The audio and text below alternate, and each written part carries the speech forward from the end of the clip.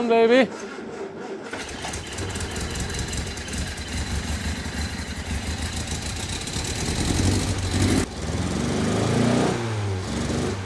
It's not running on all four, eh? Why?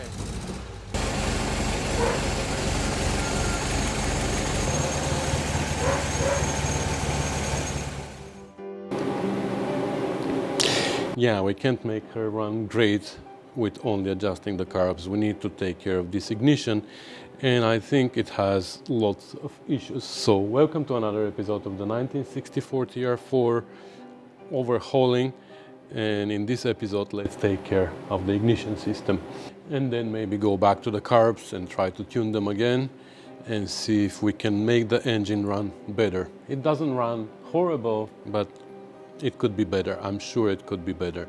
So without further ado, let's get crack-a-lacking.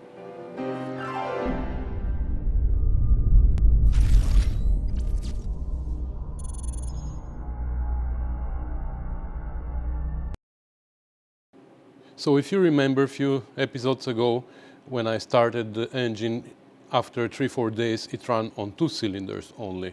And then when I took out the spark plugs, two of the cylinders were running rich, the other 2 were flooded. First and third cylinders were flooded, and second and fourth were running super rich. So even though I know that the carburetors are not adjusted right, still it's not.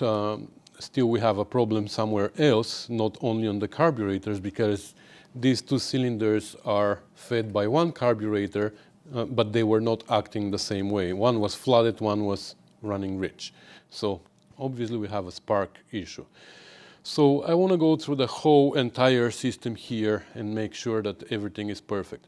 So we're going to go through the cables here. I want to make sure that we have the same resistance on all the cables.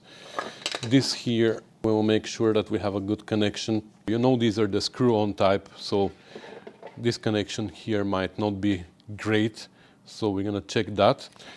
The points and the condenser here, I don't know how old they are, and you know how important, for example, the condenser is for a good spark. So with the owner of the car, we decided instead of replacing points and condenser, we're just gonna replace the whole thing with electronic ignition that we got. So we're gonna take care of that. Also, I want to take the distributor out completely and inspect it better. For example, the weights underneath, if they work well, to see how the vacuum advance operates, because I'm not sure if the vacuum is operating at all. Here, this line snapped, so I need to figure out a better way to do that, because I don't like the idea of hard line here, because when you are adjusting the timing on the ignition, this line needs to bend all the time, and that's why it snapped. I'm not sure if I'm going to use a compression fitting here, or we're just going to use some kind of a soft connection between here and here. And then also I want to deal with the vacuum itself, because I tried to use this vacuum port here. That's the same port for the vacuum advance. So that's the only vacuum port on this engine. And when I tried to use it to adjust the timing with my vacuum gauge, it worked really weird for me. Maybe that's how it should be, but we're going to investigate further to make sure that we also have correct vacuum for the vacuum advance, right? If we don't have vacuum here, then we can't expect the vacuum advance to work properly. So let me take the distributor out, and we're going to start going through it. Also, this connection here, I'm not really sure about, but I think the electronic ignition comes with a feed that goes directly to the coil. So we're going to use that, because that's also important here. If you don't make good connection here, you can't expect to have a good spark. All right, let's put it on the vise with the soft jaws here.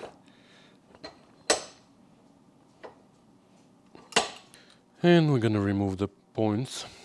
Actually, let me test this vacuum first. Let me bring my vacuum advanced tester.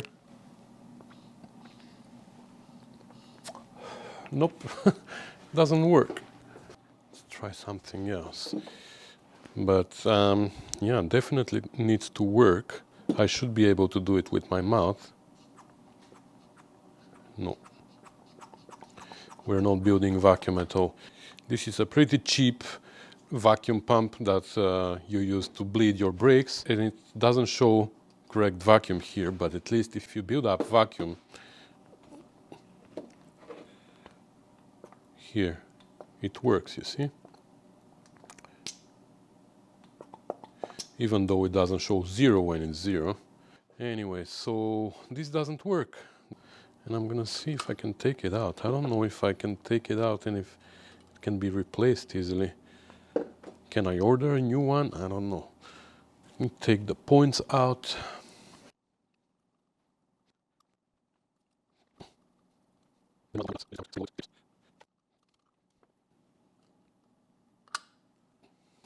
I unhooked the spring for the vacuum. So there's a circlip here at the end that needs to be removed, I guess. Let me see if I can turn it around so you can see. I can tell this is a homemade circlip, but it works.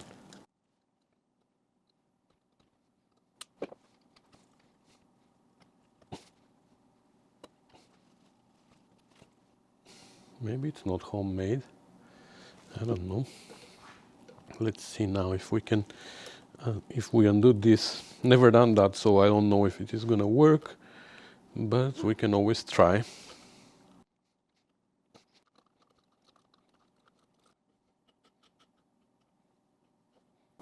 There you go.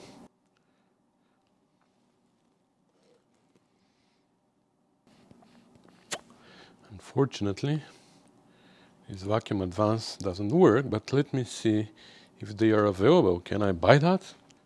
Alright, apparently they are available and they are different for different distributors. When you look at this number, this one is 40795A. So Most Motors offers one that is for 40795. I don't know if A makes any difference. So unfortunately we're gonna have to buy that because this one I can blow through it, I can suck, and nothing happens. I know I suck, right? So it's done. But that's fine. We can order that, I guess. In the meantime, we can make sure that everything here operates well. So let's take out also this plate here.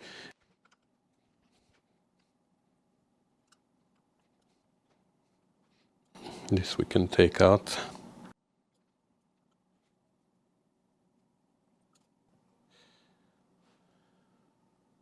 All right, let's make a step back here without falling into the engine bay and talk a little bit about the ignition advance. Because it's a little bit of a confusing matter, at least to me, it took me a while to understand it, and I know that there are many people who don't know exactly why we need advance at higher RPM. And I'm not a specialist, so I'm not going to go into a very deep detail here. I'm going to try to explain it as simple as possible. And if you want to add something or you want to correct me, you can do so in the comments. First, we need to know what ignition timing is, right? So ignition timing is the relevance between the position of the piston and the completed combustion process. And I'm saying completed combustion process because that's when we have maximum amount of power produced by the combustion. That's when all the fuel inside the combustion chamber is burnt completely. That's when we have the maximum amount of power. And I believe, and don't quote me on that because I read it somewhere, but I believe that it is the perfect timing is 14 degrees after top dead center, higher RPM or lower RPM, we need to make sure that the combustion process is completed at that time, at 14 degrees after top dead center, let's say, for the sake of the argument. But the combustion process, and add to that the ignition process, takes a constant amount of time. However, the piston at higher RPM needs less time to arrive at the 14 degrees after top dead center, and at lower RPM it needs a longer time. So our ignition process starts with the points starting to open. As soon as they open, that sends a signal through the wire to the ignition coil, and the ignition coil now knows that it needs to release a huge amount of voltage through the lead in the center and send it to the center of the distributor. So from the center of the distributor cup, it goes through the rotor to one of the 4 leads. In this case, we have 4 cylinders, goes through the lead all the way to the spark plug, and now the spark plug needs to produce the spark. And we already have fuel inside the combustion chamber that is compressed and it's ready to be ignited. That's where the combustion process starts, and again it needs certain amount of time until the whole entire amount of fuel inside is burnt completely and the moment of maximum power is achieved. So this process, from the moment when the points start to open until the moment the combustion process is completed, this whole entire process takes a constant amount of time. Doesn't matter of the RPM, whether it's low RPM or higher RPM, this takes certain amount of time. I don't know how long, but let's call it 1 unit of time, whatever the unit is. So for this 1 unit of time though, the piston at different RPM travels different distance, right? But we always want the piston to be at 14 degrees after top dead center at the end of this 1 unit of time, right? So if we go back from that moment, we need this 1 unit of time to start at different position of the piston for lower and for higher RPM. For lower RPM, this 1 unit of time needs to start at a closer position of the piston to that position of 14 degrees after top dead center. And because the piston is traveling slower at lower RPM, and it's going to travel shorter distance for this 1 unit of time that we need for the combustion process. But at higher RPM, the piston is traveling much faster, so it's going to travel much longer distance for that 1 unit of time. That's why we need to start that 1 unit of time at a position of the piston when it is further away from the 14 degrees after top dead center. So that's very roughly why we need the spark to start much earlier at higher RPM and much later at lower RPM, very, very roughly. So maybe it was a good idea to show this in advance, how the points worked here. So I'm gonna just hold them like that, and you can see the points are now open, right? So as the shaft of the distributor spins, and we have these cams here, we have 4 cams in this case because we have 4 cylinders. As the cam comes to the red cam follower, in this case we should call it, of the points, you see how it pushes it up and the points open. And as we are turning it, they keep opening and closing, you see? Okay, I'm gonna hold them like this so it's a little bit exaggerated. They don't open that much. So what happens is the vacuum, as you saw, this spring was connected to this pin underneath, right there. I don't know if you can see it. So when we have more vacuum here at higher RPM, this pulls on this spring pulls the whole plate this way, and as it pulls it this way, this whole plate here moves, you see, together with the points. So when the vacuum pulls, the whole plate moves clockwise, and since the shaft is spinning counterclockwise, the cam is going to open the points earlier. When the RPM is low and the vacuum unit releases the pressure or releases the vacuum, now this plate goes back in that direction, and now it is retarded again. So that's how the whole advance thing happens inside the distributor, but that's the vacuum advance. Inside though, inside the distributor, we also have the mechanical advance. So the mechanical advance consists of these weights underneath. So it is operated by weights. These weights, this is one weight here and this is one weight. Initially, when the engine is not running, they are pushed together towards the shaft. Once the engine starts running though, the centrifugal forces spread these weights apart. So they push them apart. I can't demonstrate it perfectly here, but what happens is, with the leverage system underneath, when the weights are spread apart, this plate on top, this one, moves counterclockwise. You see when I push the plate, it opens the weights, but in reality what happens is actually the weights spread apart, and that's what pushes the plate counterclockwise. So as you can see here, also the cam is connected to this plate. So as I'm pushing this plate counterclockwise, it also pushes the cams counterclockwise, which means that now the cam is going to meet the cam follower of the points earlier, so that gives it a little bit of advance. So what I think, don't quote me on that, but I think the mechanical advance is only for the initial startup of the engine, because when the engine is not running, we have the cam retarded. I believe that at idle, the weights are already spread apart, and that's our idle setting of the ignition. But when the engine is not running, this position is retarded compared to our idling. So I think that when you're cranking the engine with the starter, the weights are still not open because they spin very slow. You see, I can't spin them fast enough so I can open the weights. And we know that when the engine is cranking, that's pretty much how fast the distributor is going. So at that speed, our ignition is retarded by this much, basically. So, long story short, I believe that this is actually not a mechanical advance, this is a mechanical retard for the starting process. So, we have to make sure that everything here moves nicely. What happens sometimes is the weights are rusted, and now we don't have the mechanical advance anymore. All right, I sprayed everything with white lithium grease, so we can, let me move you a little bit actually, and okay. Just want to make sure that everything is free to travel here. The weights are moving properly.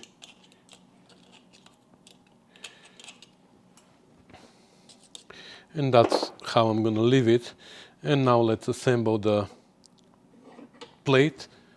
I cleaned it a little bit, and actually this plate can be taken apart more.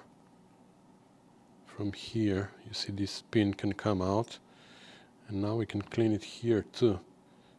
Yeah, I'm gonna wear wheel it, and then we're gonna put lithium grease on it as well, because it needs to be easy for the vacuum to twist it. Okay, that's better. You can spray some grease here as well. Now this spring keeps things pressed against each other, I guess. That's why we need to push it first, and like this. And now this should be able to travel freely here, you see. Nice. Then that's how it goes with the pin here for the vacuum advance, because the vacuum advance goes like this. And this spring here gets attached to this pin. We're not going to install it yet because we're going to order a new one. Then we need to ground this plate here. For the electronic ignition, maybe it's not that important, but if we have points, we need to make sure that this plate is connected to ground.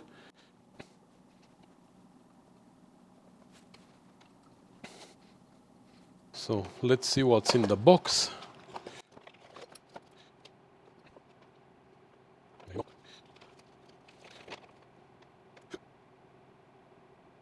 All right, read the instructions just in case, but it is pretty straightforward.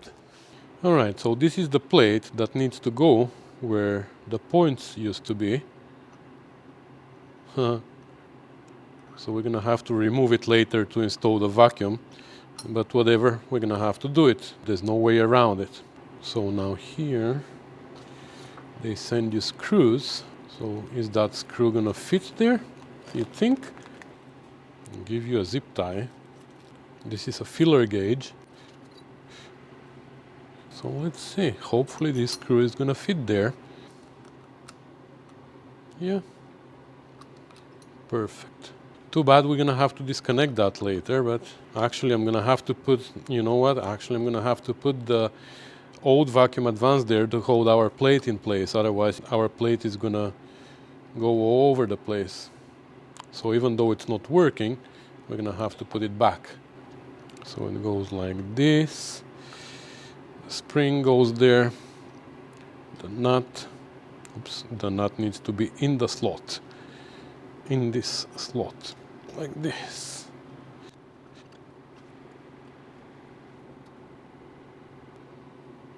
Okay, So this is for fine-tuning the advance and retard. Okay, now we can hook this up. Then we can hook up our plate here. Okay, screw is still on the screwdriver. Before we tighten it, let's put the other one as well. Now we can tighten them. Good. Now we can put our igniter. Goes on these two studs. And we have the nuts. Okay. But here we don't have room for adjustment, so let's see. So this is the magnetic plate, and it has a square shape inside. You see it has room for the cams to fit. So this is okay. This is what actually tells the igniter to send signal. And here we need to have an air gap of 30 tau, plus or minus 15, which is weird, but yeah, this is what it says. Using the provided plastic filler gauge or a 30 thou steel filler gauge, adjust the air gap between the igniter and magnet ring. If the air gap is too large, the igniter module hose will need to be adjusted. Oversizing the hose with a drill bit is recommended. Note, the air gap has plus or minus of 15 thou, so it might be from 15 to 45. But let me see how much this one is. Let's say 18 and 17 is 35. You know what? That's 35. That's less than 35 actually, so I'm gonna leave it there for now. 35 is good according to the manual, so this is where we're gonna tighten these nuts. Okay. And now from here, wow, look at that, this fits perfectly here, surprising. So now here we're gonna have the rotor on top. So the rotor is not going to be in our way. We need to make sure though that the plate can move with the vacuum advance.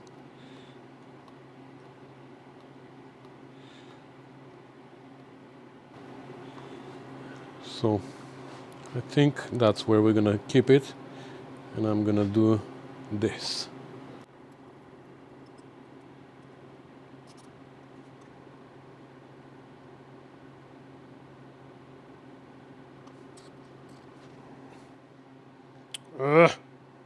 I don't want them to rub here, you know? Made a mistake. See, put them too close here to the magnetic plate or whatever that is called, and they're gonna rub. Okay, that's better. That keeps it away from any moving parts, right? That's it. Here we can install it. All right, so it is installed in place. It's just a little bit loose still, so we can adjust the timing more or less. Now we don't need this wire anymore, so we're gonna get rid of it. We're gonna shorten this, and we're gonna put the red one on this side, the black one on this side.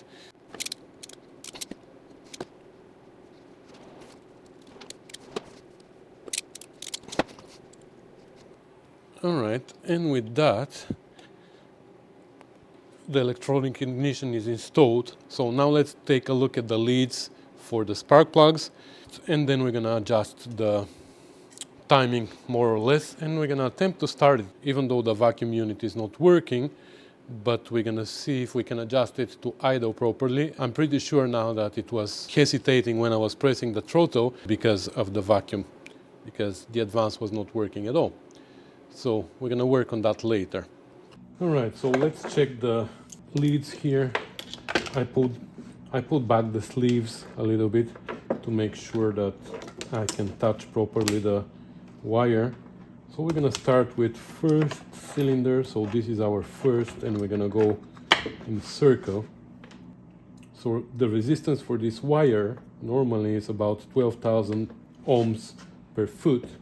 So that's number one we said, and that is 5.5 kilo ohms, so 5,500 ohms. Anyway, let's see the next one. 3, that's number 3.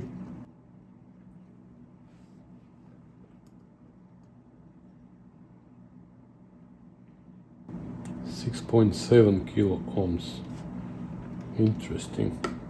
5.5, 6.7. That's number 4.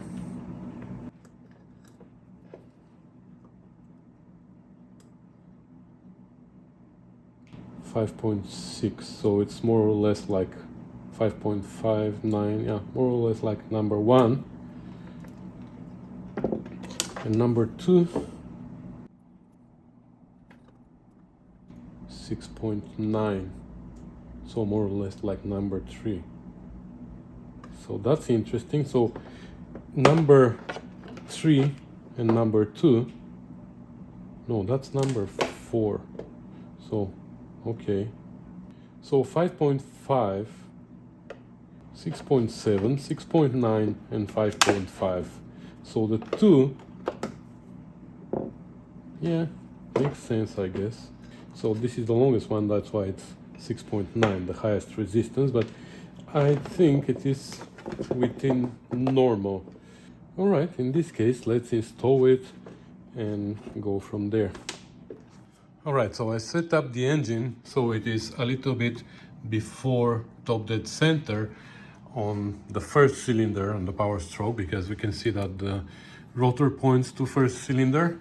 So we are a little bit before, like I'm eyeballing it at 10 degrees before top dead center. So let's set up our initial timing. For that, we're gonna need to turn the ignition on and figure out when we have a spark on cylinder number 1, which we're gonna have to put the cap on for. And number 1 is this one. And I took the spark plugs out and I cleaned them and I made sure the gap is good. So these are the new spark plugs that I installed before, but because it wasn't running properly, they were already pretty bad. So now we can start turning the ignition until we see spark on this, but I'm afraid that I'm gonna get electrocuted, so I need to put it somewhere. So now we need to turn the ignition on, but with the electronic ignition, it's not good to keep your ignition on when the car is not running. That might damage it. So we need to do it pretty quickly here. So just like before, to represent counterclockwise rotation of the rotor inside, we're gonna have to turn the distributor clockwise. And when we get spark, that's where we're gonna stop. So I'm gonna put it somewhere here for now, and I'm gonna turn the ignition on quickly. So now we have the ignition on. Let me see if I can electrocute myself. Come on, there. Okay. Oh, I passed it. Did you see it? I hope you can see it. I'm gonna zoom in.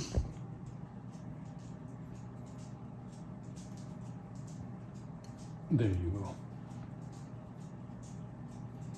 There. Oh. There. So I'm gonna tighten it here. Let me turn the ignition off first. Okay, so that's our set point. Probably gonna need to adjust it again, but that was a pretty good spark. Did you see it? So now let me put all the spark back. Install the lead now. So that's number 1. The next one is number 3. Then number 4. And finally number 2. Okay, so we have new ignition coil, we have good functioning distributor supposedly. The rotor is old, the cap is old, but I think they're not that old. They look like they're new because it looks like somebody changed the leads as well. We have new spark plugs, nice and clean, gapped. So electrically everything should be perfect here now. The only problem is we don't have vacuum advance. but that is not a problem to set up the idle properly. So let's see if that's gonna work now. I'm excited. All right, let's see if she's gonna start, and if she starts, how she's gonna run. Now, we still have problems with the starter, and I spoke to the owner, and we're changing the starter as well. We are replacing the starter with a high torque one to make sure that he doesn't have any troubles on the road. So it might not crank perfectly, but we will see. Okay, fingers crossed.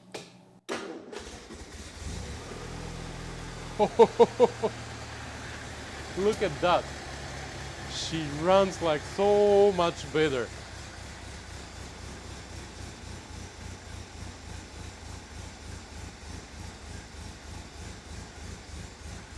We should have done that before the first start of the engine, right?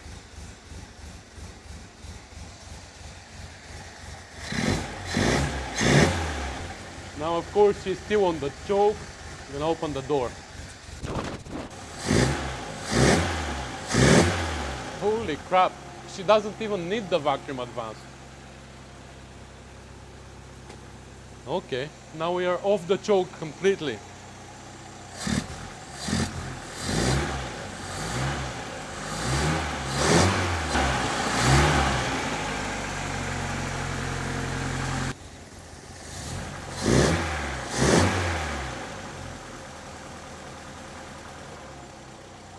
And that's what's so random setup on the ignition. Well, we're gonna let her warm up first, and then we're gonna see if we can set up the ignition even better than that and do the idle properly. And then we're gonna finish the setup when we get the vacuum unit. But I can test the vacuum here now and show you what my observations are. All right, I tried to adjust the carbs a little bit, but it doesn't work very well because obviously we don't have the vacuum advance, so I need to finish the distributor before we complete the whole tuning procedure, but we made a huge progress today. Now it is running so much smoother. I just wanted to show you here the problem that I had with the vacuum, but it looks like it fixed itself once we fixed the ignition. For at idle, I didn't have any vacuum, and now I don't have any vacuum, but I guess that's normal because we don't want our ignition advanced at idle, right? We want it to start getting advanced when we raise the RPM. So before, when I hit the throttle, the vacuum was building up, but then right away it was going down, even though I was keeping the RPM high, where now it actually fixed itself.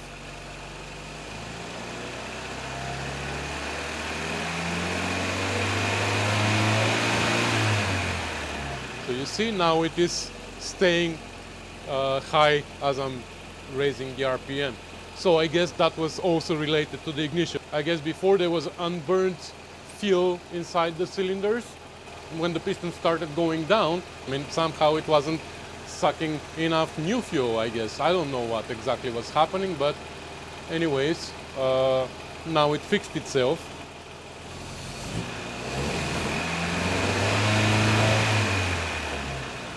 Except the advance is not working now, so that's why it's stuttering when I hit the throttle. But anyways, I guess that once we replace the vacuum unit on the distributor and we run a proper vacuum line to it from this port, everything is gonna come back to normal. So yeah, the door is open and it's cold, so let's put an end to this video here. Let me turn off the car actually.